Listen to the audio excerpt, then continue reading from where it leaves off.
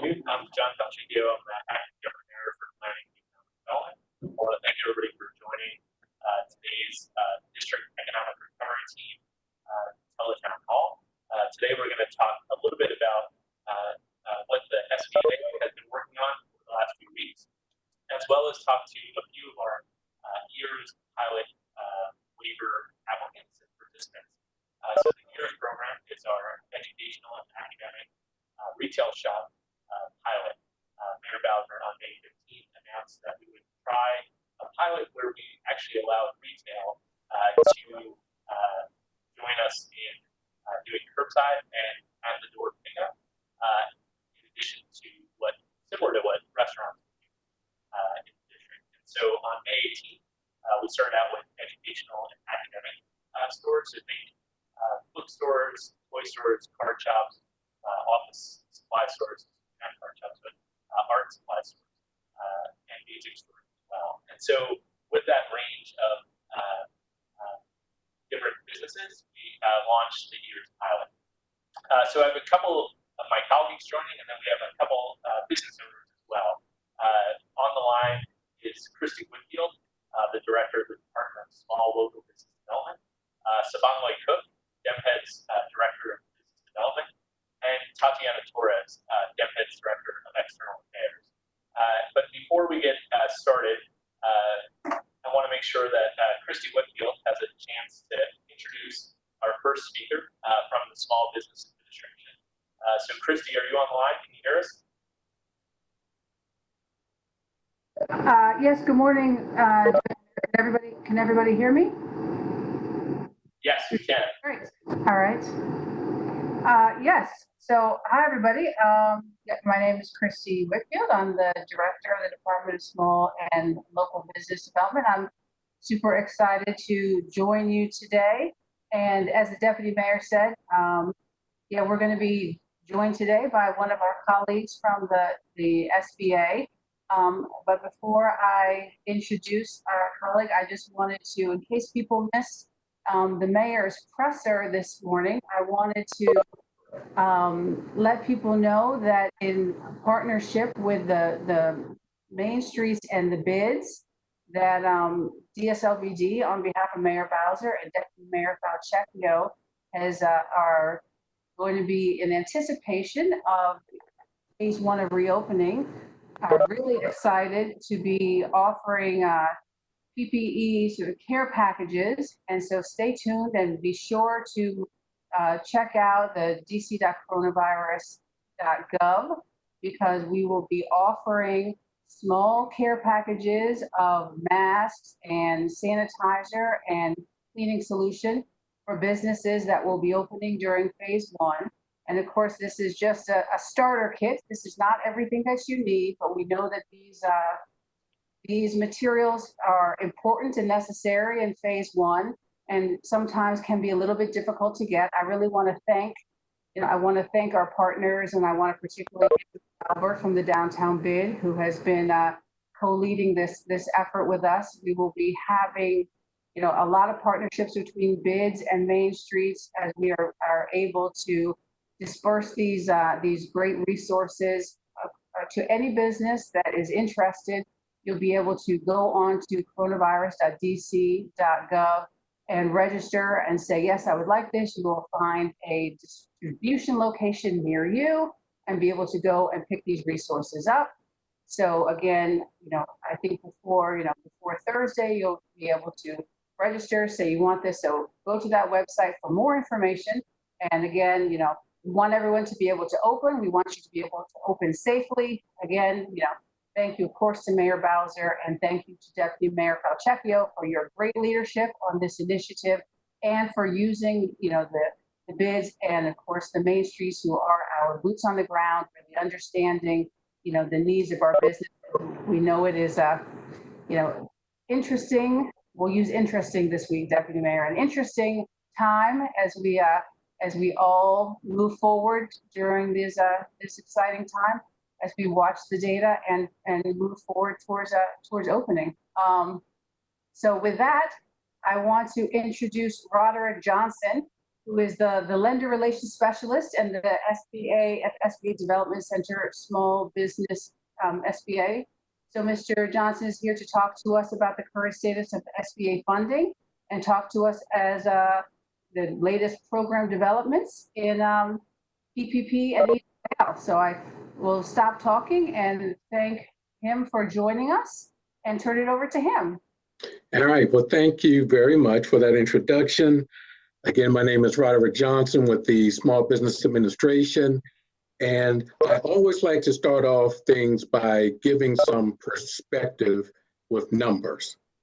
As a former banker for 32 years, numbers tell the story for me as it should for you. Now, in the last 8 weeks, Congress has passed $3 trillion between assisting small businesses and the average consumer. $3 trillion. Now, let's break those numbers down as to how they help business owners. So the first loan program was called the EIDL program, where you apply with the SBA at the SBA portal. That loan was up to, at that time, $2 million. It had a 30-year repayment period. You also had a grant component to it for up to $10,000, $1,000 per employee.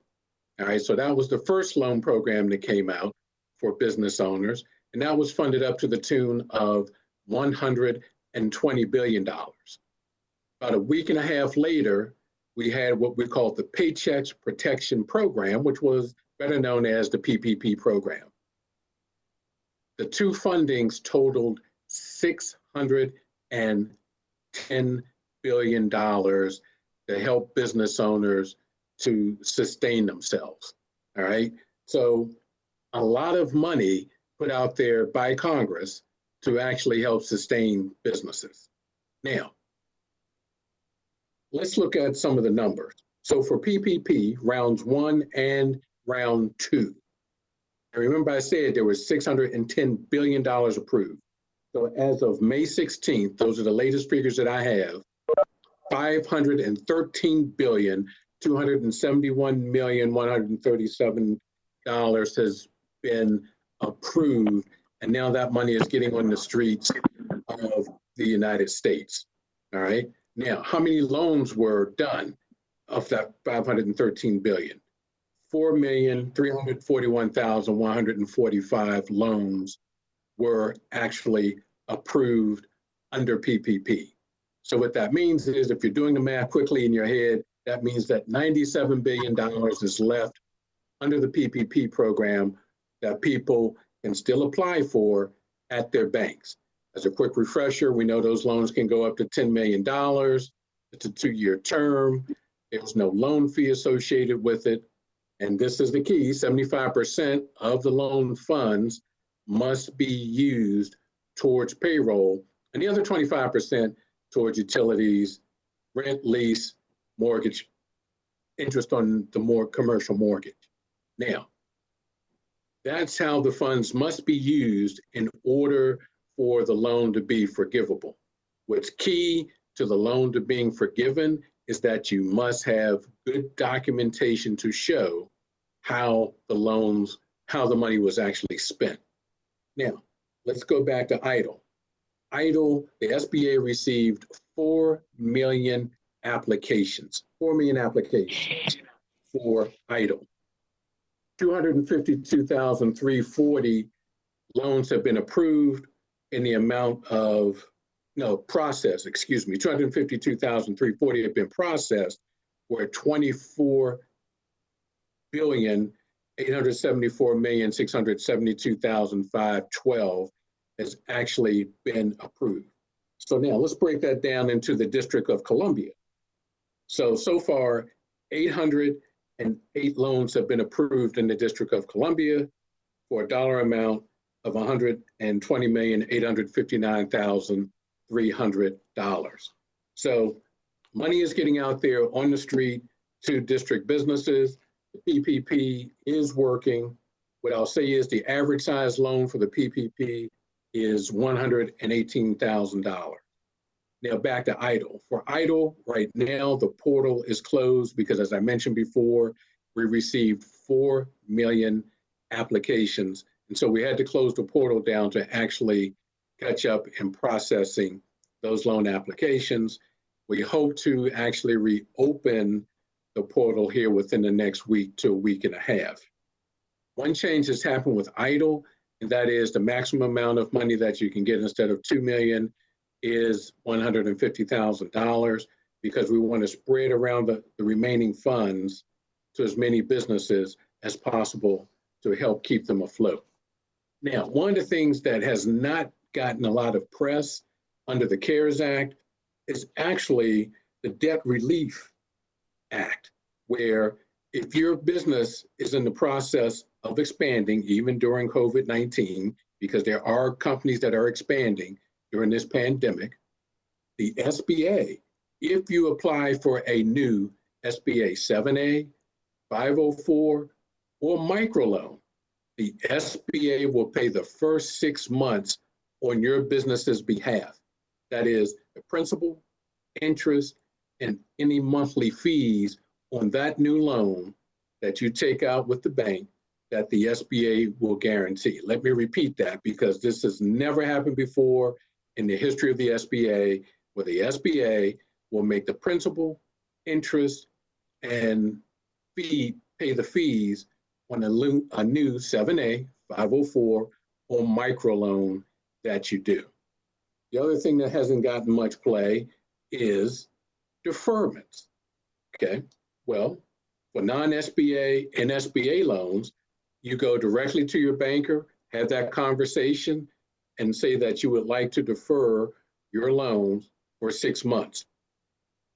You should not accept that they're not willing to do it, because the FDIC and the Office of Control of Currency has already sent out information to the banks across the US that it's okay for them to issue deferments without, one, the credit report reflecting negatively on the borrower, and two, that the bank will not have their credit ratings lowered because of these deferments.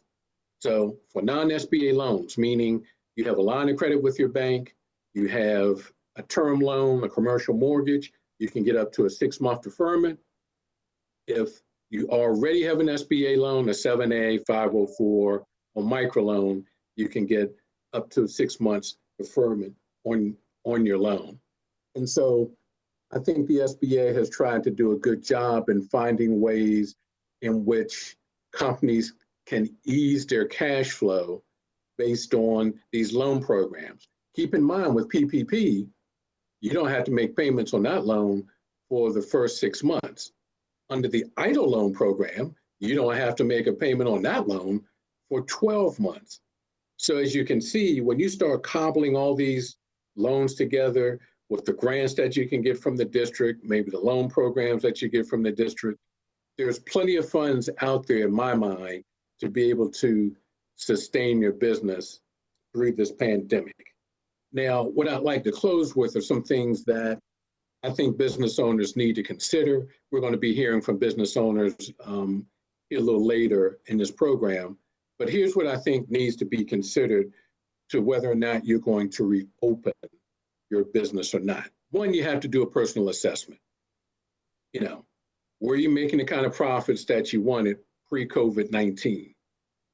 Have you considered other opportunities? Are you ready to potentially change your business model?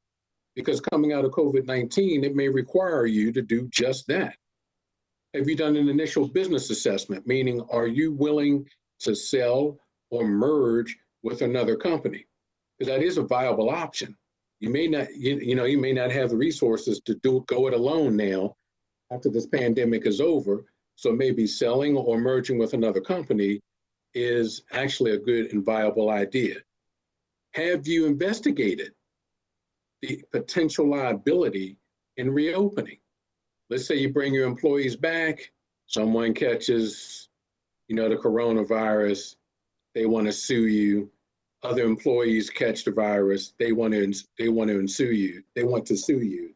So you need to keep in mind, the potential liability that you're taking on by reopening. Here's something key. Is your product still in demand, after this current crisis? Because your product may not be in demand. So you need to consider that. Have you done a cash flow assessment? So after you've used up all the federal money, the state money, the municipal money, grants and loans, all right, so how much dry powder do you have to take you out to the next 6 months, 9 months, 12 months? Have you spoken to your landlord about securing more favorable terms to get you through this pandemic? Have you evaluated ways in which you can reduce or eliminate costs? Because a lot of people, you need to do that in times like this. You need to be able to squeeze out every dime that you can. All right, have you spoken with your CPA, to go over cash flows? Have you done financial projections? Have you looked at your latest balance sheet and income statement to really see where you are? Okay, and if you reopen, how are you going to let people know that you're open again? What's going to be your means of communication? How are you going to do that? Because now your business may have changed. Have you reviewed any of your cybersecurity improvements that need to be made? Have you done that? Will you need to adopt or add any new technologies to your business? And some of it may be low tech. So for example, if you're in the restaurant industry and you're used to having people come packed in your restaurants, well, as we're seeing, restaurants are now having pickup and delivery services. Is that a sustainable model? That's something you need to consider. And then, are there new product or services that you can offer to diversify your business? So now what the SBA is beginning to focus on is how can we help businesses actually sustain and grow themselves past COVID-19? Because now, under this $3 trillion CARES Act, and with the help of municipal and state governments, there should be enough money out there for businesses to sustain themselves. So now the SBA is shifting its focus on, what businesses should be doing to sustain themselves. And so that's all I have for you this afternoon. I'll be staying on for any questions that people have after, we go through the full program.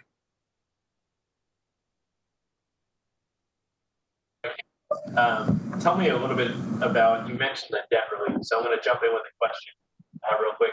Tell us about for the debt relief, the 7A, 504, and the microloan. How does somebody access that? They reach out to the SBA? Do they reach out? Who do they reach out to? Okay, so there are banks now that are beginning to, as I say, open their doors now for business besides the PPP. So what you do is you go actually apply at your local institution for those 7A, 504, and microloans. You go directly to them for that. And they already have the understanding that the SBA will pay the principal, interest, and fees associated with that loan on behalf of the borrower for the first 6 months.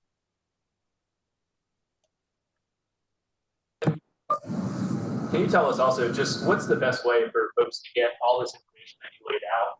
And where do folks go if they just need somebody to talk to? Who do they call? Okay. All right. So a lot of the information is out there on SBA.gov. But here's the other thing. If you want updates, because as you know, this information is fluid, as we've seen just in the PPP program. We've had 4 updates since this thing rolled out in March. And so you would go to SBA.gov/updates and put in your zip code, because you only want the information germane to your area. So you won't be getting it from all across the country. Then secondly, one of the things you can do is access the local small business development centers.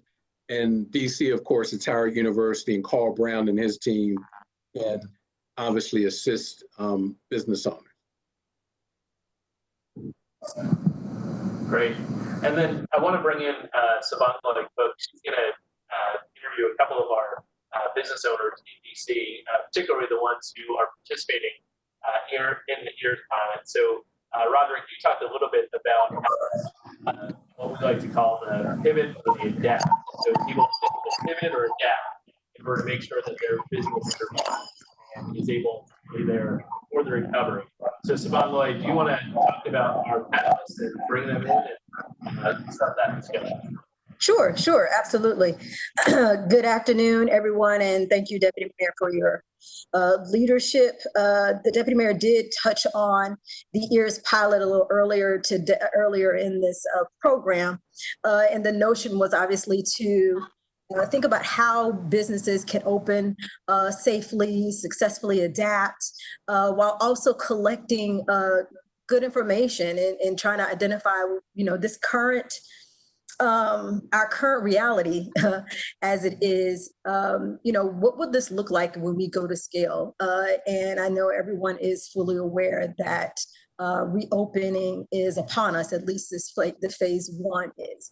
And so we did have the EARS pilot. The waiver was launched on the 15th, and we accepted applications. And we had quite a few businesses apply, and 4 of them are on this call with us. So I did want to welcome Politics and Prose, Mr. Bradley Graham, Ms. Derek and Ramunda Young from Mahogany Books, Ms. Kathleen Donahue from Labyrinth Games and Puzzles, and Scott Abel from Solid State Books. And so I wanted to thank you guys for being with us today and sharing some insights, as you all were some of the first to receive a waiver. And I wanted to start with just a couple of questions really quickly to get your insight. And so as we're moving forward and how we will be doing business is changing across all industry sectors due to COVID-19. How are you as a business owner or owners thinking about pivoting? What does that look like for you? And then that follow-up question is, with the EARS as an EARS waiver recipient during this pilot, how are each of you now serving customers? How has it helped? How has it helped and made you also think about other things that you may not have considered as you have received your waiver? I think that was last week. Now we're going into a second full week. And any of you can start. Graham, Mr. Graham? Yeah, Sabangale, happy to be here. Like many independent bookstores around the country, Politics and Prose had to adjust very quickly in late March when we closed our doors to a new model. Independent bookstores really are focused on social gathering. So at a time of physical distancing, when we couldn't have customers in the store anymore, we became essentially reliant entirely for some weeks on web orders and phone orders, and became kind of a shipping facility, just shipping our books out. It was very frustrating for us. It was very frustrating for our customers who were used to coming in and browsing and so on. So we were very grateful when we got permission to do the curbside pickup, or grab and go, I guess you call it, at all 3 of our locations in the city. We've been doing it now for a week. Customers are enthusiastic about it. It's labor intensive for us. It still hasn't brought back sales anywhere near what they were before the crisis, but it's it's a step back towards a more normal situation.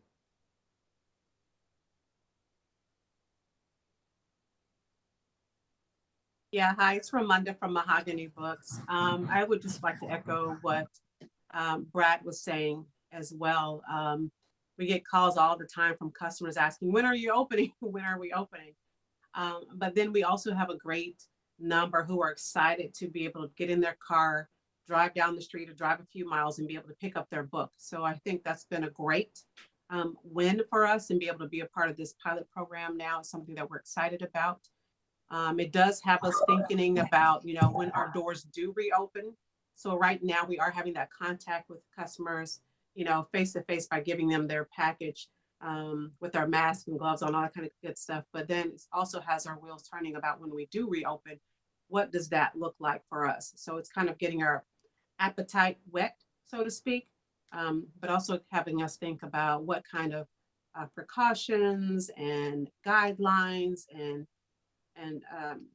different parameters we need to put in place when we fully reopen. But the curbside has been great. It's been fun to be able to tell people you can come pick it up versus we're only shipping online only. And people are excited and been very receptive toward this new move right now. Fantastic. Kathleen or Scott, is there something you guys would like to add and share? I think for me, this is Kathleen from Labyrinth Games and Puzzles. Can you all hear me? Okay. I think for me, even different than the bookstore, I know a lot of the bookstores already had an online presence. Labyrinth has always been completely against online. Like we are all about people being in the store and playing old analog games and things. So this has been a tremendous challenge for us to pivot. It was funny when we first closed, everybody's like, we'll just throw up a website, and it's not quite that easy. We have built a website and we have over half of our inventory now on it. I think we're at over 3,000 products now online, but we've done it in a month. So that was really challenging.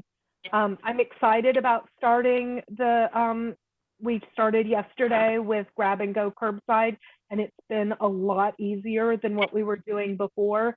We had worked out a deal with Mr. Henry's restaurant where we were taking packages down every day, and they were acting as a pickup spot for us while they were still doing takeout.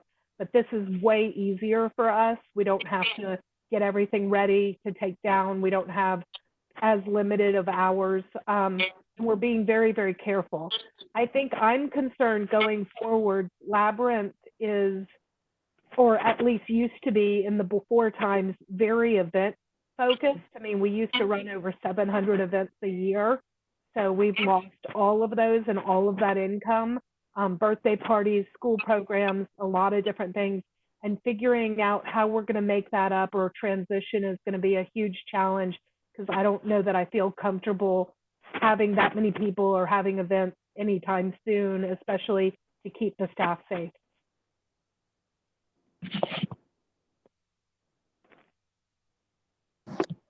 Thank you. Scott, would you like to add on to that? Sure. I mean, I would like to first express my thanks for the DMPED team and Bangladesh, your team as well, just to make sure that we had the opportunity to participate. For us, the value was in the application itself, and using the city as a guideline to think about the way we would be changing our practices, or to come up with that actual plan. As much as anything, small businesses really need a plan, and especially when you're getting started. But after you sometimes find yourself midstream, it's hard to do that. So we used the opportunity to fill the application out as a real way to investigate what we would do. And we still have reticence. We are going to begin the curbside, or I guess I should say grab and go pickup tomorrow. So I'm in here in the office today making some of the changes to the store physically that can make that happen. We aren't going to be letting anyone in physically. The doors will remain closed, but we'll have one door that has sort of like a window to it. And so we can do that, but then at the same time, we're paying for rent so that people can be in here, not just walk by and pick something up. So we're thankful to be included in the program, and we'd like to continue to have that conversation and look to leadership, especially the people that have set this up. And then also we've been paying very close attention to our council member, Alan, to really have a firm idea of what we need to do for the neighborhood and for the people that want to be in here to support us. So we're making the adjustments, and I would echo most of the things the others have said. It's a difficult new business model. Grab and go is a lot of labor. But first and foremost, we have been really just trying to make sure that our people are safe. That meant staying home for these 8 weeks now for the staff. So we're doing our best, but love to see the right kind of science behind getting back to opening. Thank you so much, Scott, for your input there. And this is a question for all four of you guys. I know, Scott, you're not starting until tomorrow, but I think the others have at least begun their grab and go models. So with this pilot now being active a week for some of you guys, I know you probably just started. What has the experience presented? Has it presented any new ideas or any best practices that you think you may even institute as we kind of settle into or begin to settle into this new reality that we're getting ready to walk into? Has this experience exposed some things that you are considering internally for your operations? Or even any hurdles or lessons learned based on thus far?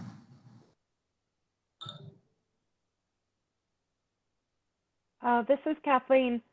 I think that for us,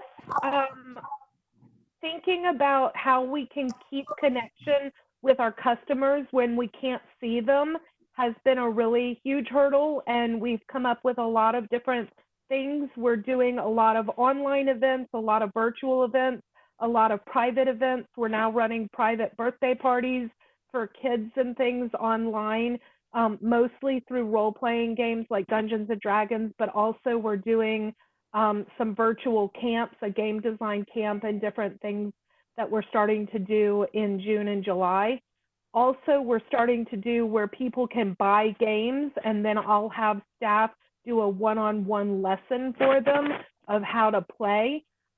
So our main goal is how do we keep that community feel and that Labyrinth feel when it's all virtual, which is something that's very important to us. The community building is kind of the critical role for our business, and that's been a big thing. For the grab and go, I'm very lucky that one of my employees built a lot of stages and things when he was younger. So we have built a huge plexiglass screen, and we have a table, and we've decorated the entire sidewalk with sidewalk chalk and little meeples and ponds of where people can stay to safely distance. And I think that so far it's been working great. And I got a lot of feedback from customers yesterday that they were impressed with the safety protocols that we had put in place. And I feel pretty good about keeping everybody safe right now. Nice. Okay. Mr. Graham, you had something? Brad at Politics and Pros. So the grab and go has helped us prepare for further reopening in a couple ways. One is to condition customers on what to expect, what's required of them just to even come and pick something up. They still have to wear masks. They have to watch their physical distancing. We've marked out, 6 feet markers on outside where they pick up their packages. These are requirements that we're going to, bring into the store for customers when we're allowed to have some in. And internally, this grab and go operation has compelled us to sort of figure out how we're going to staff servicing customers while at the same time keeping up with increase in web orders that has come as a result of the crisis. We expect that when customers are able to finally come into the store, our web orders are going to go down. But we think that one result of the crisis is we're going to have higher web orders going forward than we had before. And so we're going to have to sort of rebalance our staff and figure out who's doing web orders, who's attending to customers. And we're beginning to work through that now as a result of this grab and go operation. Okay, thanks, Mr. Graham. Ramonda, I had a question for you, Mahogany Books, only because I know I get the emails for all of the different book signings and authors that are coming in as they are sharing their book in your store. And you had a really robust engagement building the community around Mahogany Books. How has that shifted and changed for Mahogany Books? What is the approach now? Absolutely. So good point. We have always been trying to incorporate technology into our bookstore. And just like Kathleen was saying, community is hugely important to us. Creating a space and an experience for our customers is something we keep top of mind all the time, from the music to what they smell to what they see. And so trying to create that online is, it was not the same. But with our events, we have had great success in-person events with people attending. And so we really want to recreate those connections and those conversations online.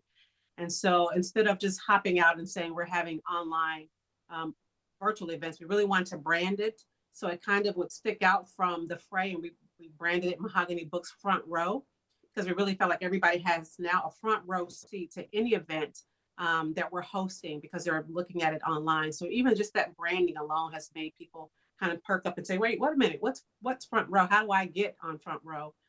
So just kind of being creative in that way. But even before before COVID, we hosted a monthly book club and we would stream it online. So for the past year that we've had it, we've been able to connect with people nationwide every month for that book club. So technology, again, has always been for us from the inception of our physical store. How do we get out there and really embrace social media, really embrace customers who live across the nation, who really want to have access to Black books? Has been important to us. So from our book clubs to our events, we've always streamed our events, because again, infusing technology into this space has been important. So we would stream even when we had the physical events. So now, because of the tremendous online traffic, we are now seeing a lot of new customers. And for us, in our minds, are repeat customers. It's great to have somebody once, but how do you now grasp them and have them come back a second time? And so our events have helped to do that. And then our online customer service is helping to do that, which I'll be honest, it's a lot to keep up with online. It's been a tremendous outpour of customers who are at home shopping. And so we're just trying to balance out what that looks like operationally for us going forward. I think Brad mentioned it as well, looking at staffing. What does that look like going forward with the increased online and then now curbside? I think for us, curbside will stay regardless for the future, because DC has people who just want to get in and get out all the time. And so being able to provide that permanently is also another piece operationally that we are looking at. Having somebody in the store, having somebody be able to run something out, and then having somebody be able to facilitate online orders. Curbside has added a new dimension for us, but one that we're embracing and excited that our customers can take advantage of. So it's a lot, we're enjoying it, but people really feel connected to those authors and those events, kind of where, just to kind of be full circle from where you started. Nice. That's interesting to hear. Last question for you all, and I'm gonna start with Scott. What are, and this is for other businesses, other brick and mortar retailers that would be on the line, what would be one or two, takeaways that you would share with any other brick and mortar retailers, and what should they consider as they're going into phase one of this, as the reopening begins? Is there something that you guys have experienced in this process that you would tell other retailers that they need to think about?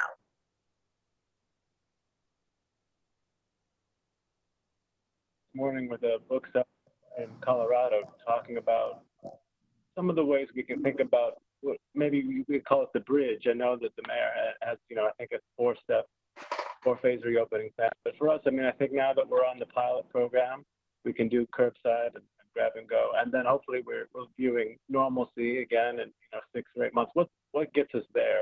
And maybe how long is that? What is that bridge? Is that from June until October, or is there a second flare up? So we don't know a lot, but I think one of the things we were talking about in terms of ways to think about that is, are people going to be more comfortable outdoors than indoors? And we all are, as retailers, indoors to a pretty strong degree. So I think my advice to her was just consider how much you can get outside with your product or your business. We have the opportunity every year to be a part of the H Street Festival. So maybe a phase, that bridge phase for us looks like a little bit more like what we look like on H Street Festival Day, with a little bit more of a street presence. and you know, it's going to be harder with DC weather, but I think that would be strong. And I'd really urge the entire DC business community to partner with DMPED and others to really try to figure out what we can do for sidewalk business and make, you know, maybe take this, you know, the lead of some of the restaurants or make it more of a European feel with a lot less of our operations indoors and more of it out on the street. I know the restaurateurs, from what I gather, are after that. So, I mean, retailers, we can do that too. It just takes a little technology and know-how and willingness. But, you know, we're going to be needing to reach out, and, you know, we're doing that with emails and social media and virtual events and stuff. So I think we're really people are the variable. We really need to be focused on, you know, we're going to get the science, we're going to see who's sick, and we're going to take care of them, especially in a place like DC where we're doing it well. We still need to focus on the people in terms of getting that, you know, unpacked and keeping us all here. You know, that's the main goal. Thank you, Scott. That was very helpful. Ramunda, Kathleen, or Brad, any takeaways that you would have or that you would like to share with other business owners that are in similar situations and things that they would consider? This is Brad. I would just say, you know, you got to be patient. I mean, the shutdown happened very fast. And now the reopening is going to have to come in phases. And with each step, you sort of have to sort of see how things are, see how your staff's reacting, see how your customers are reacting. And then you take the next step. And it's incremental. This is going to be hard because you know, finances are being what they are.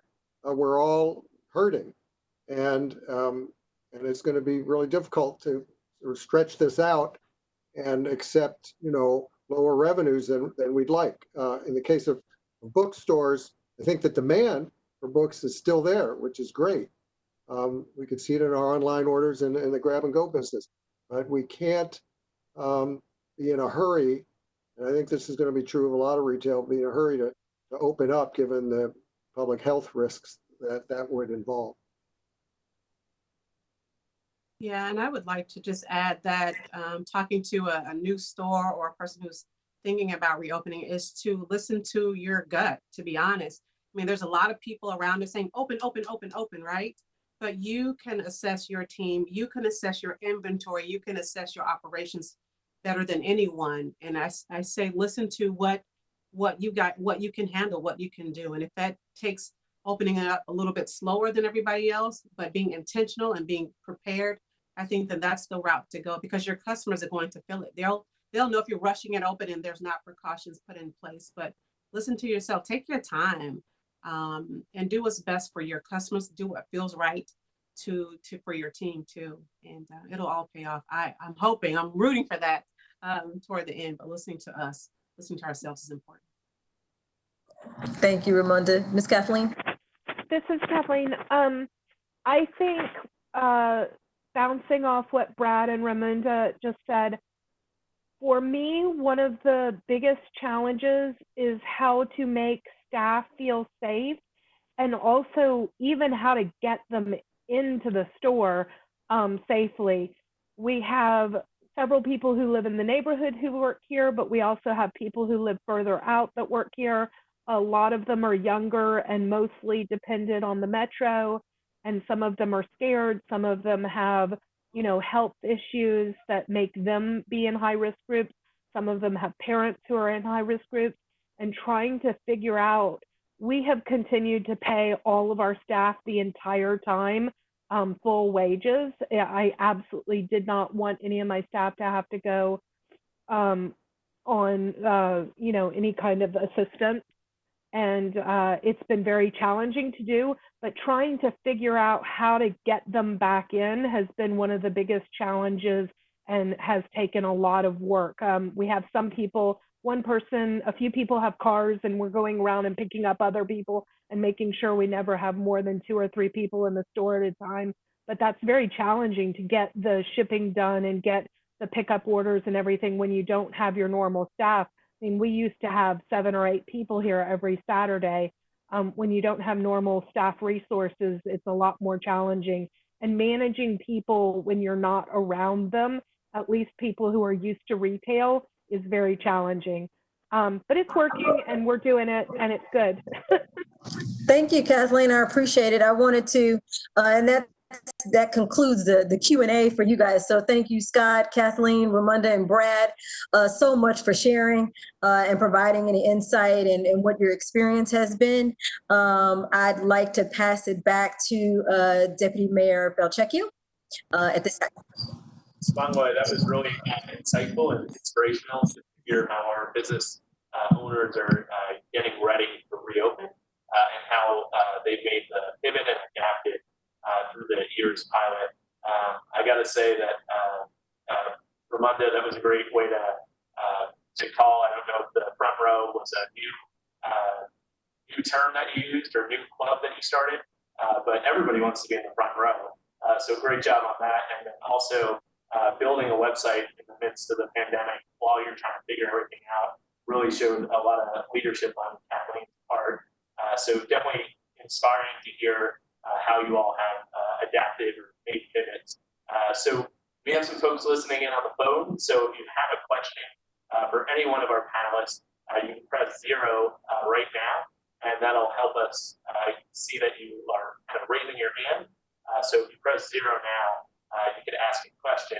But also, Scott had talked about how we use the public space and maybe allowing retailers to use more of that. So we do have some internal conversations that are going on with the Department of Transportation, as well as DCRA, Department of Health, ABRA, and the Mayor's Special Events Task Group about kind of how the Mayor says how we can use the public space for the 3 R's for restaurants, for retail, and recreation. So in the coming days, you'll hear more about that. And then also just want to make sure that folks tune in tomorrow at 11 a.m.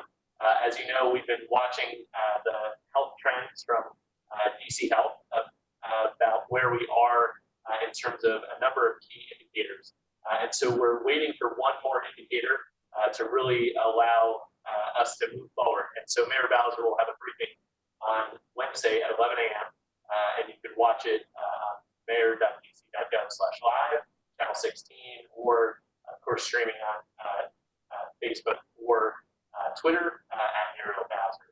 And so with that, I want to see if there are any questions that either the panelists have for one another or for Mr. Smith as well. But if not, we can wrap it up. Sabangway, anything else to cover, or Christy? No, I'm good on this end. Thank you, sir. Anything to cover, Christy? No, Deputy Mayor. I want to thank the panelists. They're all great businesses, and thank them for what they do for our communities. And stay safe, everybody, and know that DSLBD is here to help you if you need anything. Thank you, Christy. So just wanted to just highlight one of the products that we made that is posted on the coronavirus.dc.gov website, and that's our Before You checklist. This was actually presented by the mayor last week, where we talked a little bit about kind of how people can get their mind, their employees, and their customers thinking about what they need to do to reopen. And so there are a couple of different checklists on this page, and it's the operation checklist, the enforcement checklist, and the closure plan checklist. And so what we want to do is highlight that's posted at coronavirus.dc.gov. As Christy mentioned, we're going to be working with the bids and the main streets to get a supply of PPE and cleaning supplies out to the bids and main streets, and then we will allow them to distribute it out to businesses in their geographic areas. So that will be happening towards the end of this week, more on the coronavirus.dc.gov as the supplies get out to the bids and the main streets. And then, of course, like I said, tomorrow morning at 11 a.m., the mayor is going to give an update on where we are on reopening, and possibly even announcing that the reopen will happen on Friday. So tune in tomorrow at 11. We want to thank you. We know how challenging the time has been, but you are going to help us get through this. And as we continue the response, we're always keeping an eye on recovery. So I want to thank Tatiana, Christy, Sabangle, Roderick, and all of our panelists, Bradley, Derek, Bradley, Ramonda, Kathleen, and Scott. And just thank you all for joining us today. We'll have this posted on our website as well, in case you wanted to catch anything that you may have missed. But thank you, everybody, for joining us today.